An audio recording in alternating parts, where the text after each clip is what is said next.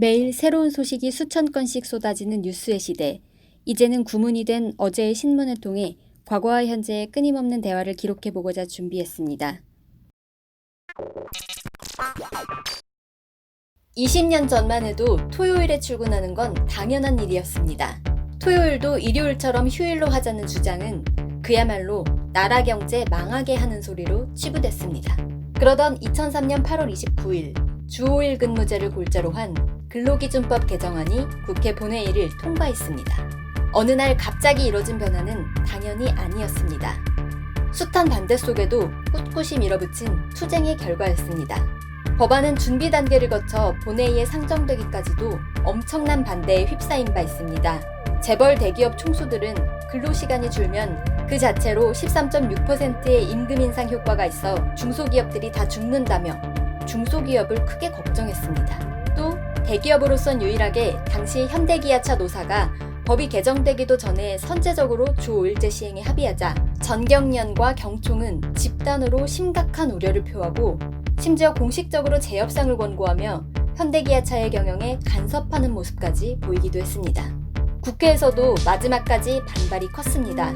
심재철 당시 한나라당 의원은 대부분의 나라들이 1인당 GDP가 2만 달러일 때 주 5일제를 도입했다면서 만 달러대에서 근로시간을 단축하는 건 시기상조라는 취지의 반대 의견을 내기도 했습니다. 결국 재석 의원 230명 중 141표 찬성으로 통과한 법안. 현대기아차에 이어 정부와 공공기관을 거쳐 전면 시행된 주 5일제. 나라 경제는 어떻게 됐을까요? 한국의 1인당 국민소득은 이후 꾸준히 성장해 주 5일제 도입 3년 만에 2만 달러를 돌파했고 2018년엔 3만 달러를 넘어섰습니다.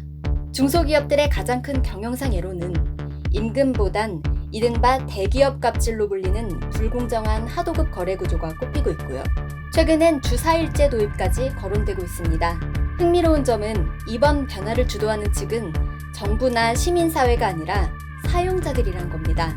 SK그룹이 지난해 대기업으로선 처음으로 주 4일 근무제를 실시한 데 이어 김진표 의원실도 보좌진의 주 4일 근무제를 실시하며 논의를 이끌고 있습니다. 논의는 해외에서도 본물인데 일본 마이크로소프트가 지난해 한 달간 주 4일제 실험을 해본 결과 사원 1인당 매출이 40% 증가한 것으로 나타났습니다. 재택근무와 유연근무 가능성을 시사하며 세계경제 모델을 뒤흔들고 있는 이번 코로나19 확산 사태로 주 4일제 논의는 더욱 급물살을 탈 전망입니다.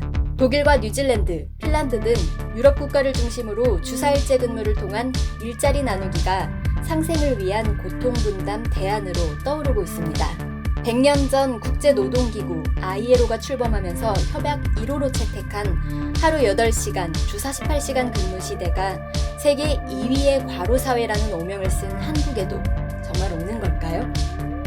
그런데 조금 이상합니다. 얼마 전까지만 해도 주 52시간제가 한국 사회를 뒤흔드는 엄청난 개혁처럼 시끄러웠던 걸 기억하실 겁니다.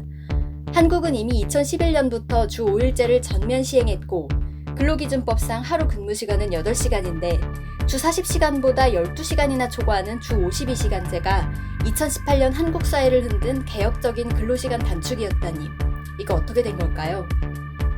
사실 2003년 당시 노무현 정부에서 추진한 주 5일제 핵심은 주 40시간 근무제였습니다. 여기에 더해 종전부터 노사 합의에 따른 12시간의 연장 근로가 허용되었습니다.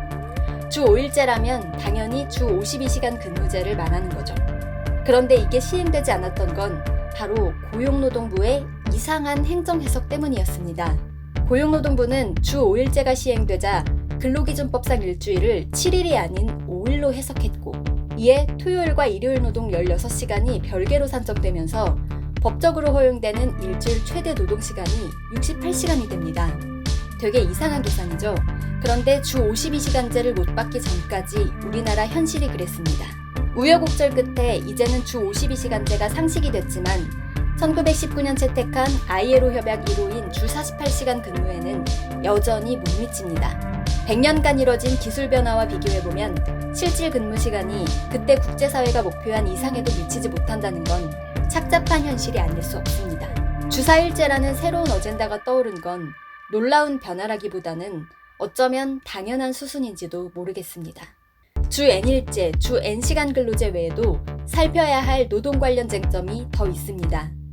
우리 노동법이 점차 노동자의 권익을 보호하는 방향으로 발전해온 건 사실이지만 한국은 아직 ILO 핵심 협약을 다 비준하지 못했습니다. 전체 187개 회원국 중 146개국, 선진국 클럽인 OECD의 36개 회원국 중 32개국이 ILO 핵심 협약 8개를 모두 비준했는데 한국이 이걸 다 못한 겁니다. 아직 갈 길이 멀단 얘기죠. 사각지대도 자꾸 생겨납니다. 최근 플랫폼 노동이란 용어가 사회 문제로 여겨지는데요. 사실 배달앱이나 대리운전 앱이라는 디지털 플랫폼을 통해 서비스를 제공하는 플랫폼 노동의 등장 자체는 신선하고 긍정적인 변화입니다. 문제는 노동자도 아니고 자영업자도 그렇다고 전문직 프리랜서도 아닌 애매한 고용 형태를 플랫폼 노동이란 이름으로 포장한 꼼수 고용입니다. 법률적으로는 특수고용 노동자라고 불리죠. 이 중 하나인 택배기사의 고충은 지난주 저희 뉴스토마토가 영상뉴스 2편을 할애해 자세히 소개한 바 있습니다. 영상을 확인해주세요. 물론 단순히 노동시간이라는 숫자만으로 ILO가 출범하던 100년 전이나 전태일의 시대보다 획기적으로 개선된 노동 환경 변화를 무시할 순 없습니다. 개개인의 희생에 기반한 전체 경제발전 역시 평가할 만한 성과입니다. 그렇지만 경제발전의 목표는 개개인의 삶의 질 향상이지 경제발전 자체가 아닙니다. 또 다른 50년 후, 100년 후엔 적어도 저녁 있는 삶, 주말 있는 삶 같은 너무나 당연한 표현은 정책 목표나 의제가 아니라 그냥 우리의 당연한 일상이 되길 바랍니다. 다시 보는 뉴스, 리뉴스였습니다.